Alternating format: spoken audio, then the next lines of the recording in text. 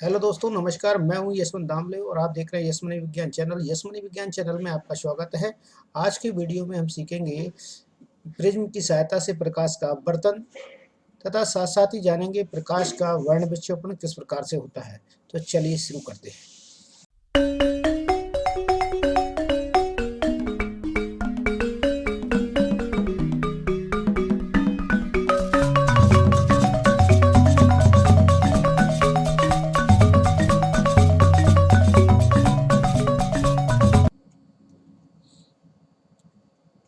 आज अध्ययन करेंगे प्रिज्म से प्रकाश के अपवर्तन और साथ साथ में वर्ण विक्षेपण और भी जो है प्रिज्म से प्रकाश का अपवर्तन। ये देख पाएंगे आप किस प्रकार से। पहले हम इसमें अध्ययन कर चुके हैं एक आयताकार कांच के स्लैब से गुजरने वाले प्रकाश प्रिज्म का प्रकाश से अपवर्तित किस प्रकार से होता है। ये पिछले अध्याय में अध्ययन कर चुके हैं। समांतर अपवर्तक पृष्ठों के लिए जैसे कि कांच के स्लैब में होता है, वैसे ही अपवर्तित प्रकाश किरण या आपतित प्रकाश किरण के समांतर होती है, ये देखा है। तथापि पार्श्व में यह कुछ विस्थापित हो जाती है। किसी प्रिज्म या पारदर्शी प्रिज्म से गुजरने पर प्रकाश किस प्रकार से अपवर्तित होगा, ये हम आज यहाँ जानने का प्रयास करेंगे। कांच के एक त्रिभुजी प्रकाश पर विचार कीजिए जिसमें कि 2 त्रिभुजाकार आधार और 3 आयताकार पार्श्व पृष्ठ होते हैं। ये पृष्ठ एक दूसरे पर झुके होते हैं और इसके 2 पार्श्व फलकों के बीच एक कोण होता है जिसे कहा जाता है प्रिज्म कोण। तो आइए इसे जान लेते हैं कि जिसमें सबसे मुख्य बात यहाँ पर ये दी गई है कि प्रिज्म किस किस से मिलकर बना है। तो 2 त्रिभुजाकार आधार से बना है और 3 यहाँ पर आयताकार फलक इसमें होंगे। 3 आयताकार पृष्ठ इसमें सम्मिलित रहेंगे, इनसे मिलकर प्रिज्म बना हुआ है। यह देखेंगे किस प्रकार से ये संरचना है। 2 त्रिभुजाकार आधार, ठीक। तो यहाँ पर हम ले रहे हैं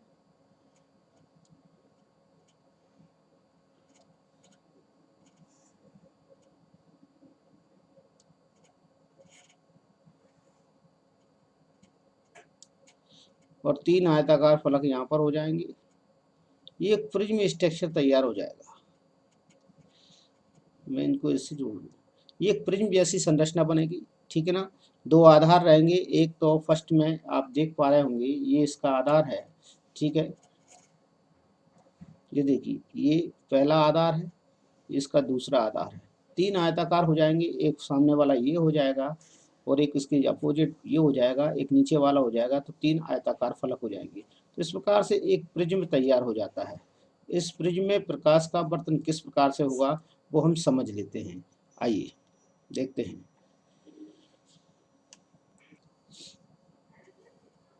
यहाँ क्रियाकलाप 11.1 में लिखा गया है, एक ड्राइंग बोर्ड पर पिनों की सहायता से सफ़ेद कागज की एक शीट लगाइए। इस शीट पर कांच की एक प्रिज्म रखिए और इसका त्रिभुजाकार फलक का आधार बन जाए। इस प्रकार से हमें पेंसिल की सहायता से प्रिज्म की सीमा को बनाना है, ठीक है ना। इस प्रकार से हमें एक ट्राइंगल सीमा बनाना है। तो मैं यहाँ पर ट्राइंगल सीमा बना लेता हूँ। देखिए, मैं यहाँ पर इसे ट्राइंगल सीमा बना रहा हूँ। ये देखिए, एक ये लाइन ड्रॉ हो जाएगी। प्रिज्म को जब आप पेपर पर रखोगे, ड्राइंग बोर्ड के पेपर पर, A4 साइज पर, तो आपको इस प्रकार की एक आकृति स्ट्रक्चर आपको संरचना दिखाई देगी। तो ये प्रिज्म का स्ट्रक्चर आपको बनकर तैयार हो जाएगा। इसके बाद बोल रहा है वो आगे, यहाँ पर आप देख पाएंगे यहाँ कि प्रिज्म के किसी एक अपवर्तक पृष्ठ AB से कोई कोण बनाते हुए एक सरल रेखा खींचिए, PE खींचिए। AB पृष्ठ, तो ये पृष्ठ हो जाएगा। यहाँ पर इसके नाम दे देते हैं हम AB, आप इसे नाम दे सकते हैं। यहाँ A और B पृष्ठ नाम दे सकते हैं, चाहे तो ऊपर ए दे दीजिए, ठीक है। एक सीधी रेखा यहाँ पर हमें खींचना है, PE खींचना है। तो मैं एक सीधी रेखा PE यहाँ पर एक खींच देता हूँ, ड्रॉ कर देता हूँ, ठीक है। ये एक सीधी रेखा खींच दी मैंने, PE, इसका नाम दे दूंगा मैं P, और यहाँ पर ये हो जाएगी E, ये PE हो जाएगी। रेखा P पर 2 पिन बिंदु PQ P गाड़िए। तो यहाँ पर 2 पिन आपको लगाना है। तो एक पिन आप यहाँ लगा दीजिए और एक पिन आप यहाँ लगा दीजिए। ये बिंदु पर एक तो ये हो जाएगा पी पिन और एक जो हो जाएगा क्यू पिन, तो दोनों पिन यहाँ पर लग जाएंगे। ठीक है, दो पिनों को लगा देंगे। इसके बाद देखिए आप आर तथा एस बिंदुओं पर दो पिनें इस प्रकार गाड़िए के पिन आर एस एवं पिन पी क्यू के प्रतिबिंब की एक सीधी रेखा में। अब हमें प्रिज्म की इस साइड से देखना है, यहाँ राइट हैंड साइड से हमें देखना है प्रिज्म में से, ये राइट हैंड साइड वाला एरिया है। तो राइट हैंड साइड से हमें प्रिज्म में अंदर की ओर देखना है। देखने पर हमें इसकी सीधी रेखा में दो पिन और लगाना है, तो दो पिन हम यहाँ पर आर और एस लगाएंगे। ठीक है ना, जो पी क्यू की सीधी रेखा में होंगी। तो इस प्रकार से हमें यहाँ पर दो पिन और लगाने का मौका मिलेगा। तो एक पिन यहाँ लगा दी जाए और एक पिन यहाँ लगा दी जाए। ठीक, इस प्रकार से हमने यहाँ पर पिन लगा दी। दोनों पिनों को कांच के प्रिज्म से हटाइए। अब दोनों पिनों तथा कांच के प्रिज्म को हटाइए, पिन को हटा देंगे। ठीक, यहाँ से हमने पिन हटा देंगे, यहाँ पर केवल हॉल नजर आएंगे आपको और कांच का प्रिज्म भी हम हटा देंगे। रेखा प्रिज्म की सीमा रेखा के बिंदु ई पर मिलती है, ये ई बिंदु है, इस पर मिलती है। ठीक है, इसी प्रकार बिंदु आर और एस को एक सीधी रेखा से जोड़िए। इन्हें भी हमें सीधी रेखा से जोड़ना है, आर और एस को भी हमें सीधी रेखा से जोड़ना है। जी, हम आर और एस को भी सीधी रेखा से जोड़ देते हैं। ठीक है, तो ये बिंदु यहाँ पर था, वो आर बिंदु था, और ये बिंदु यहाँ पर था, वो एस बिंदु था। ये आप देखेंगे। इस रेखा को इस प्रकार आगे बढ़ाइए कि प्रिज्म के फलकों के ए सी से एफ पर मिले। कहाँ पर मिले? एफ पर मिले। ठीक है, हम पहले ही देख चुके हैं पिनों पी क्यू को मिलाने वाली रेखा ए बी। ठीक है, ये ए बी से ई पर मिलती है तथा ई को एफ से मिलाइए। यहाँ पर ये बिंदु एफ होगा। ठीक है ना, जिसे हम कह रहे हैं जो बिंदु क्या होगा, एफ बिंदु होगा। यहाँ पर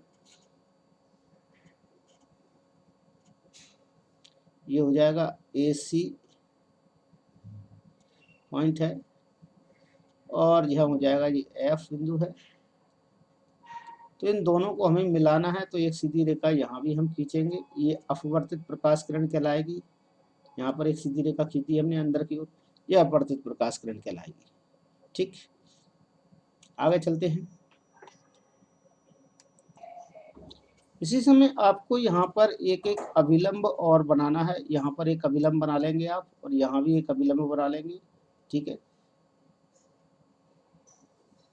यहाँ पर ये कहलाएंगे, ये आपकी आपतन कोण कहलाएगा, ये इसका निर्गत कोण कहलाता है। ठीक ना, और यहाँ पर जो होगा आर अपवर्तन कोण कहलाएगा। ये रेखा को आपको डॉट डॉट कर कर मिलाना है, पीछे की ओर बढ़ाना है, तो डॉट डॉट करके इस रेखा को मिलाना है। ये देखिए, इस डायरेक्शन में ये जाना चाहिए थी, और पीछे की ओर भी एक रेखा बढ़ाना है ऐसे। यहाँ पर एक कोण का निर्माण होता है जिसे कहा जाता है डेल ई।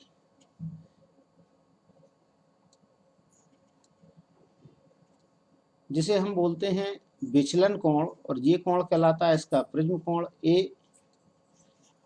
ठीक, तो इस प्रकार से एक संरचना तैयार हो जाती है, और ये वास्तव में प्रकाश के अपवर्तन को बताती है। प्रिज्म में प्रकाश का अपवर्तन किस प्रकार से होता है,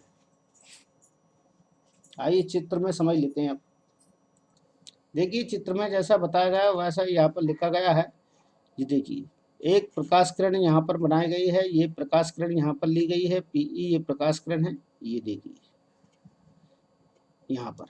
ठीक है, और एक दो पिन यहाँ पर लगाए गए। इसकी पहले यहाँ पर दो पिन लगाए गए थे पी क्यू जो प्रकाश किरण के तौर पर, अब यहाँ पर दो पिन लगाए गए आर और एस। अब इनकी सीध में एक पिन को हटाकर रेखा खींची गई है, तो रेखा इस प्रकार से खींची गई है।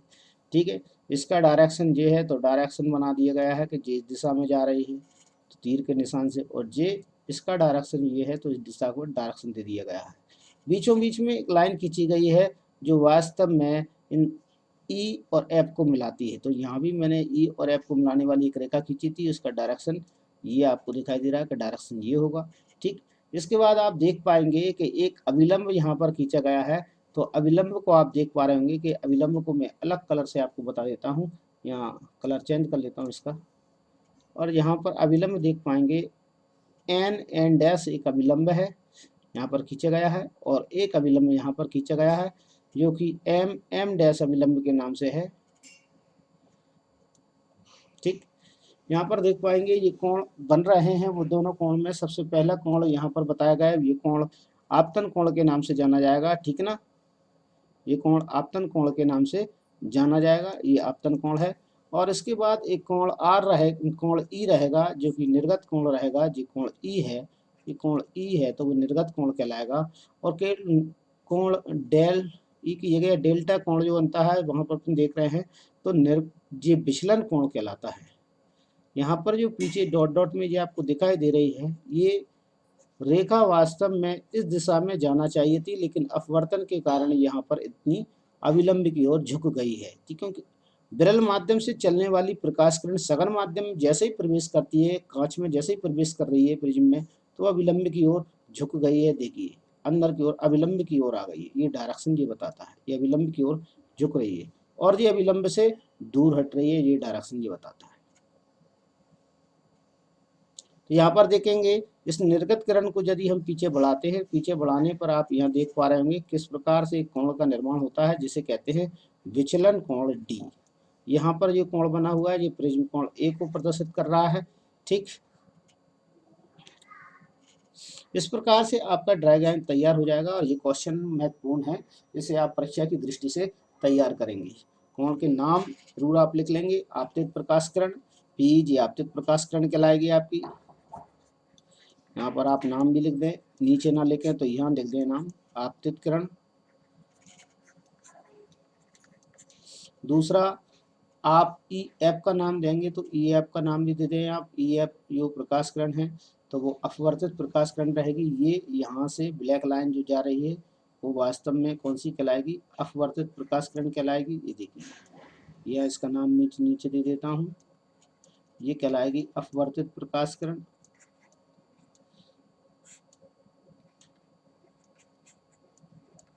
ठीक, इसके बाद एफ एस एक निर्गत किरण है, तो यहाँ पर ये एफ है और ये एस है, तो ये निर्गत किरण है, तो इसका नाम हो जाएगा निर्गत किरण, क्योंकि ये बाहर निकल रही है तो इसे निर्गत किरण के नाम से जानते हैं। तो यहाँ पर आप इसका नाम दे दीजिए निर्गत किरण।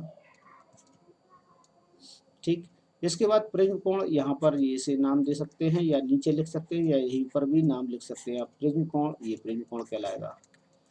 डेल ई का नाम आपतन कोण आपको देना, तो यहाँ पर आप इसे आपतन कोण भी दे सकते हैं, लिख सकते हैं, या नीचे लिखकर भी लिख सकते हैं। चित्र का नाम लिखना बहुत ही जरूरी है। चित्र का बनाने के बाद चित्र का नाम लिख कर आना बहुत जरूरी होता है, इसलिए तभी ये लेबलिंग पूरी मानी जाती है। ठीक ना, तो ध्यान रखें कि आप डायग्राम बनाएं, डायग्राम बनाने के बाद उसकी लेबलिंग करें, फिर चित्र का नाम जरूर लिखें जो भी डायग्राम है। चलिए आगे चलते हैं। अब 11.4 में आपको दिखाई दे रहा होगा, यहाँ पर कांच के प्रिज्म द्वारा श्वेत प्रकाश का वर्ण विक्षेपण। तो ये कांच के प्रिज्म के द्वारा श्वेत प्रकाश का वर्ण विक्षेपण से क्या तात्पर्य है? वर्ण विक्षेपण से मतलब हम समझ लेते हैं, वर्ण विक्षेपण से तात्पर्य क्या होगा। यह विक्षेपण अकेला लिखा है, तो वर्ण विक्षेपण इसका पूरा नाम है, तो वर्ण इसमें जोड़ना है आगे और विक्षेपण लगाना है। विक्षेपण क्या है और वर्ण क्या है, हम दोनों ही देख लेते हैं। वर्ण से तात्पर्य यहाँ पर रंगों से है, और विक्षेपण का मतलब होता है बिखेरना, फैलाना, विघटित होना।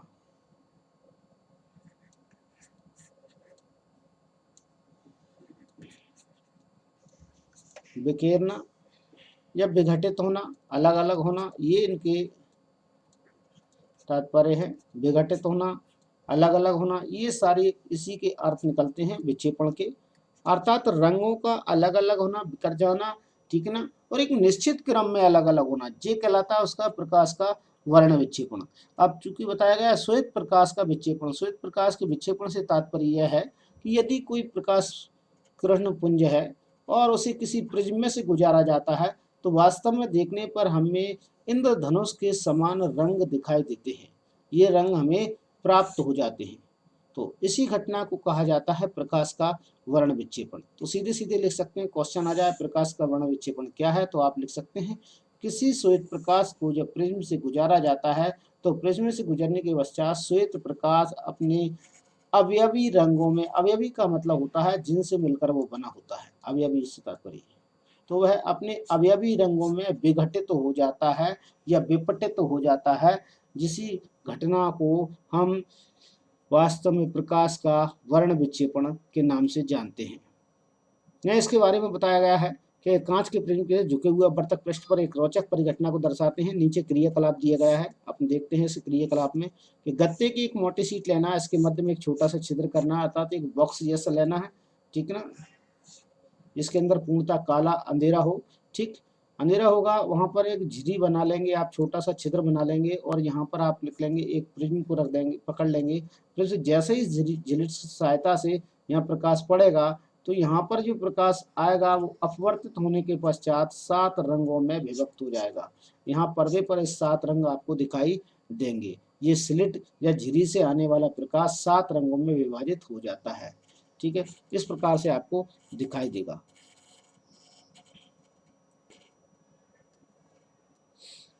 यहाँ आप देख पा रहे होंगे कि संभवतः प्रिज्म ने आपतित प्रकाश कण को 7 रंगों में या वर्णों की पट्टी में विभक्त कर दिया है। इस रंगीन पट्टी के दोनों सिरों पर दिखाई देने वाले वर्णों को नोट कीजिए और पर्दे पर दिखाई देने वाले वर्णों का क्रम क्या है ये भी हमें देखना है। पर्दे पर दिखाई देने वाले वर्णों का क्रम है विग्योर है, यहाँ पर आपको दिखाई दे रहा होगा, तो ये एक प्रकार का क्रम होता है जिसे आप बखूबी जानते होंगे है बेजानी हैप्पी नाला के नाम से आपको याद होगा, लेकिन इंग्लिश में से विग्योर के नाम से ध्यान रखते हैं, ठीक है। यहाँ पर दिखाया गया है तो विग्योर में सबसे पहले वी आता है, वी का मतलब होता है वॉयलेट जो कि बैगनी रंग है, ठीक है ना, ये आपको ध्यान रखना है, बैगनी रंग सबसे नीचे की ओर होता है, इसके बाद वॉयलेट के बाद इंडिगो जामुनी रंग है, फिर है ब्लू नीला रंग है, ग्रीन हरा रंग है, येलो पीला रंग है, ऑरेंज नारंगी है और रेड जो सबसे लाल रंग होता है वो सबसे टॉप पर होता है, ठीक ना, ये सबसे टॉप पर रहने वाला रंग है, ठीक ना, ये सबसे लोअर साइड में रहने वाला रंग है, कलर है, ठीक है। तो सबसे ज़्यादा वर्ण विक्षेपण जो होता है वास्तव में यहाँ पर देख रहे हैं लोअर सबसे नीचे बैठा है बैंगनी रंग और लाल रंग का बहुत ही कम उत्पात है। यहाँ पर देखेंगे कि जो बैंगनी रंग हमें बहुत ही कम दिखाई देता है, ठीक है, जबकि लाल रंग हमें बहुत अधिक दिखाई देता है, उसका अपवर्तन कम हो पाता है, ठीक, यहाँ पर हमें ये देखने को मिलता है। तो वर्ण का एक निश्चित क्रम कहलाता है जिसे हम वास्तव में इंद्रधनुष के रंगों के नाम से भी जानते हैं, ये विग्योर के नाम से प्रसिद्ध है। ये प्रसिद्ध परिवाणी शब्द विग्योर आपको वर्णों के क्रम में याद रखने में सहायता करेगा। तो विग्योर मतलब बैजानी हैप्पी नाला जैसे आप कह सकते हैं, और बैजानी हैप्पी नाला से तात्पर्य बैगनी, जा मीन्स जामुनी, नाला से तात्पर्य नीला, हरा, पीला, लाल, ये नारंगी लाल, तो ये सारे नाम हो जाएंगे। प्रकाश के अवयवी वर्णों की इस बैंड को एक प्रकार से एक नाम दिया गया है जिसे कहते हैं स्पेक्ट्रम। क्वेश्चन आ जाए कि श्वेत प्रकाश किरण का स्पेक्ट्रम किस प्रकार से प्राप्त करेंगे, जब प्रिज्म द्वारा स्पेक्ट्रम कैसे प्राप्त करेंगे, तो भी इसका आंसर यही देना है, ठीक है ना। यहाँ पर लिखा गया हो सकता है कि आप सभी वर्णों को अलग अलग न देख पाएं, फिर भी कुछ ऐसा अवश्य है कि प्रत्येक वर्ण को एक दूसरे से अलग करता है। प्रकाश के अवयवी वर्णों को विभाजन को ही वर्ण विक्षेपण कहते हैं, अर्थात प्रकाश के अवयवी रंगों के विभाजन होने की प्रक्रिया ही वर्ण विक्षेपण कहलाती है, और ये वास्तव में प्रिज्म के द्वारा ही संभव है, इसे आप देख पाए तो। अभी जल की बूंदों के द्वारा भी ये संभव हो पाता है, लेकिन प्रकाश का अवयवी रंगों में विभाजन होना, चाहे प्रकाश की प्रिज्म द्वारा हो रहा हो, जल की बूंद के द्वारा हो रहा हो, ठीक है ना, पेट्रोल डीजल सड़क पे फैल गया उसके द्वारा हो गया हो, ठीक है ना, बबल्स बनते हैं उनमें ऐसा नजर आता है। तो ये सारे काम मतलब सारे का सारा जो प्रकाश का विभाजन होता है अवयवी रंगों में, वो वर्ण विक्षेपण की घटना के अंतर्गत आता है। आज के वीडियो में इतना ही। कल हम नेक्स्ट देखेंगे कि वर्ण विक्षेपण रहित विचलन किस प्रकार से प्राप्त कर सकते हैं हम, यानी श्वेत प्रकाश कण यदि गुजर रही है प्रिज्म से तो उसे वापस श्वेत प्रकाश में कैसे निकालेंगे। तो ये सबसे पहले सर आइजैक न्यूटन ने दिया था, तो उसके बारे में हम पढ़ेंगे नीचे, अगले क्रम में आएगा। यदि आप मेरे चैनल पर नए हैं और अब तक आपने मेरा चैनल सब्सक्राइब नहीं किया है तो प्लीज़ सब्सक्राइब कर लीजिए, आपको इसी क्रम में वीडियो मिलते रहेंगे, और लाइक जरूर करते रहें ताकि मुझे इससे प्रोत्साहन मिलता रहेगा। दोस्तों के बीच में शेयर करें वीडियो, ताकि ज़्यादा से ज़्यादा स्टूडेंट को इसका लाभ हो सके।